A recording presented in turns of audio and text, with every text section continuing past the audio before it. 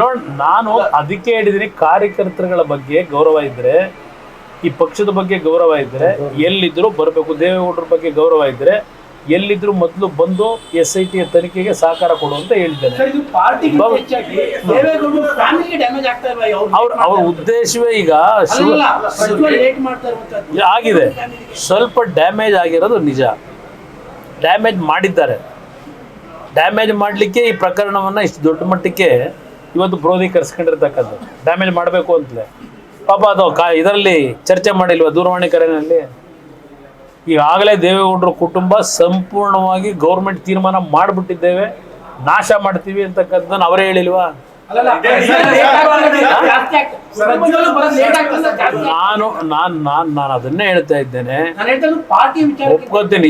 ಇಲ್ಲಿ ಪ್ರಶ್ನೆ ಬ್ರದರ್, ನಾನು ಈಗಾಗಲೇ ಅದಕ್ಕೆ ಮನವಿ ಮಾಡಿದ್ದು, ಈ ಒಂದು ತನಿಖೆಗೆ ಸಹಕಾರ ಕೊಟ್ಟು ನೀನು ತಪ್ಪು ಮಾಡಿಲ್ಲ ಅಂತಕ್ಕಂಥದ್ದು ನಿನ್ನಲ್ಲಿದ್ದರೆ ಒಂದು ಪ್ರೂವ್ ಮಾಡ್ಕೊಳಪ್ಪ.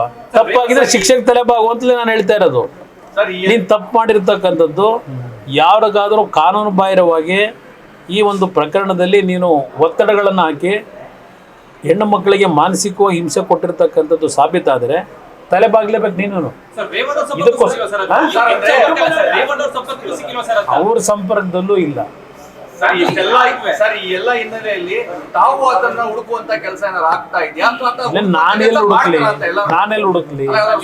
ಈಗ ನಾನೇನಾದರೂ ಎಲ್ಲಾದ್ರೂ ವಿದೇಶಿಗೆ ಹೋಗ್ಬಿಟ್ರಿ, ಈಗ ಅಯ್ಯೋ ಕುಮಾರಸ್ವಾಮಿ ಎಲ್ಲೋ ಅಡ್ಜಿ ಅವನಿಗೆಲ್ಲ ಸೇಫ್ ಮಾಡಕ್ ಹೋಗ್ಬಿಟ್ಟ ಅಂದ್ಬಿಡ್ತಾರೆ. ಈಗ ಇದು ಬೇರೆ ನಮ್ಮ ಕರ್ಮ ಇದು.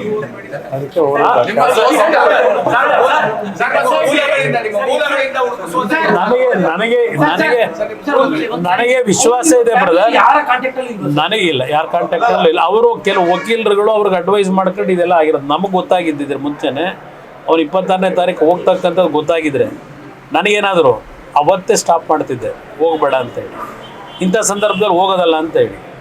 ಅವನೇನೋ ಒಂದು ವಾರ ಟೈಮ್ ಕೇಳ್ದ. SIT ಅವ್ರು ನೋಟಿಸ್ ಕೊಟ್ಟಾಗ ಪತ್ರಿಕೆಯಲ್ಲಿ ಮೊನ್ನೆ ಓದ್ತಾ ಇದ್ದ, ನನ್ನೇ ಮಾಧ್ಯಮ ಸ್ನೇಹಿತರ ಮುಂದೆನೇ ಹೇಳಿದೆ, 1 ವಾರ ಟೈಮ್ ಕೇಳ್ದ ಅವನು.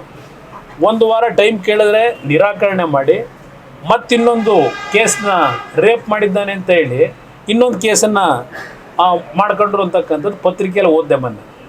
ಈ ರೀತಿಯ ಒಂದು ಹಿನ್ನೆಲೆಯಲ್ಲಿ ಭಯ ಬಿದ್ದಿರ್ಬೋದು. ನನಗೆ ಗೊತ್ತಿಲ್ಲಪ್ಪ, ನನ್ನ ಹತ್ರ ಯಾವ ಉದ್ಯಮಿಗಳು, ನನ್ನ ಹತ್ರ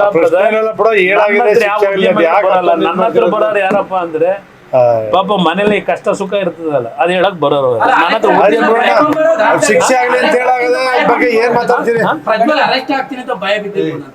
ಅರೆಸ್ಟ್ ಆಗಿ ರೇವಣ್ಣ ಆಗಿಲ್ವಾ?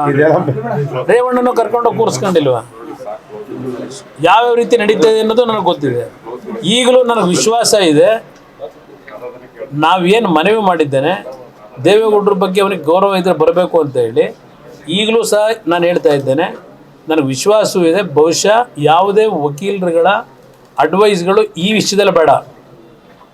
ನಾನು ಈಗಲೂ ಹೇಳ್ತೇನೆ, ಈ ವಿಷಯದಲ್ಲಿ ಯಾವುದೇ ವಕೀಲರುಗಳು ಕೊಡ್ತಕ್ಕಂಥ ಅಡ್ವೈಸ್ಗಿಂತ ನೈತಿಕತೆಯನ್ನು